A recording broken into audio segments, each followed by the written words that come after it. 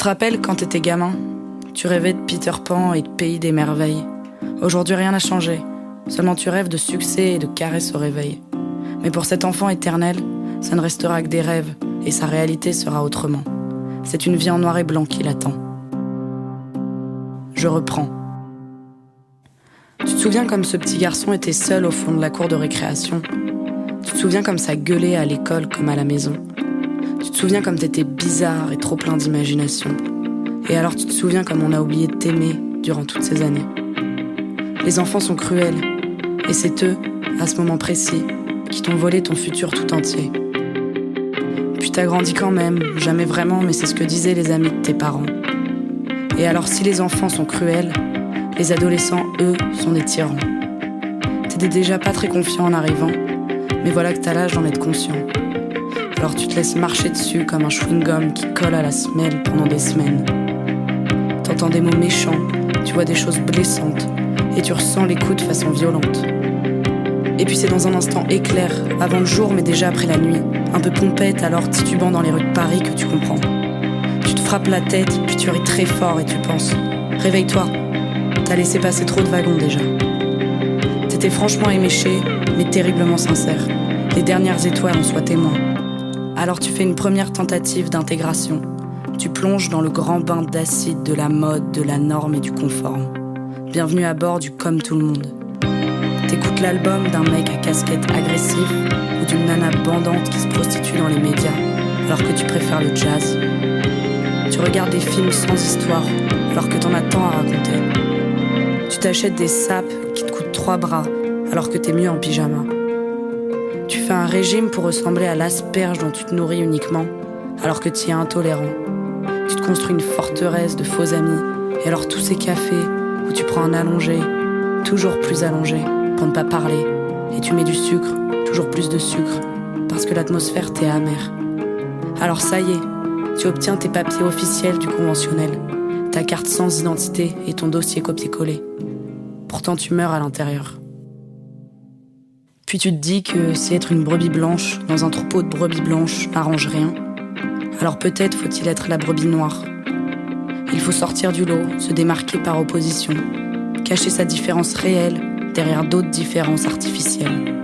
Tu cherches alors à devenir un 6e sens, un vilain petit canard, un d'Artagnan parmi les mousquetaires. Tu mets des bagues autour de tes doigts, de plus en plus de bagues. Puis tu fais des trous dans tes oreilles, de plus en plus de trous. Tu brûles tes fringues marquées, t'écoutes du métal et tu mets des chaussettes dépareillées.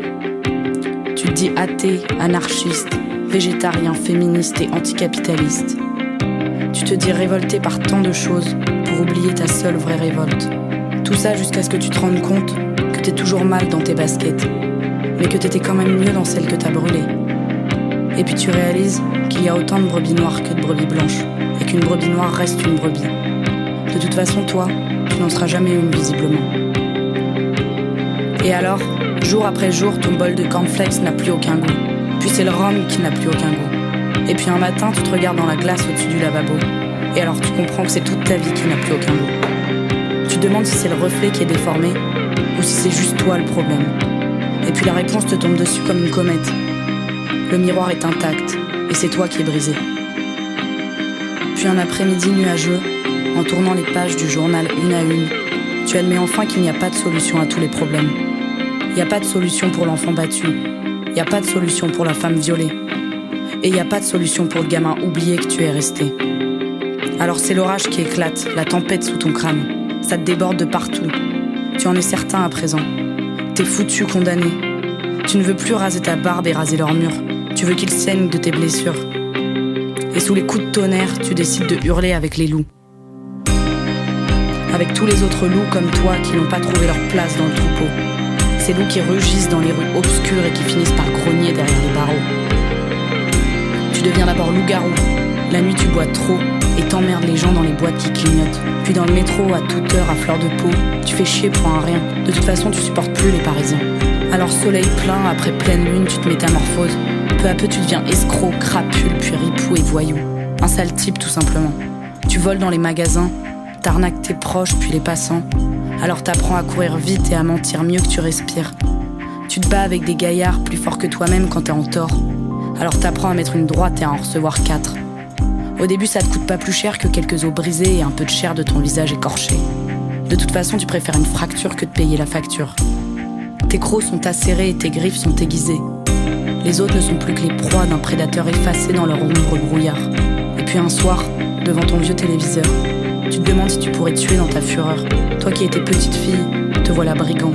Et le jour où les flics viennent te chercher pour la énième fois, tu repenses à cette question et à ce dernier délit qui a mal tourné.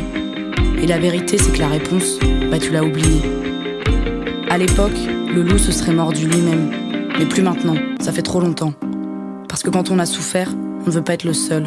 Alors c'est la terre entière qui doit connaître la douleur. Le délinquant est l'enfant différent qui, depuis la cour de récréation, ne s'est jamais adapté.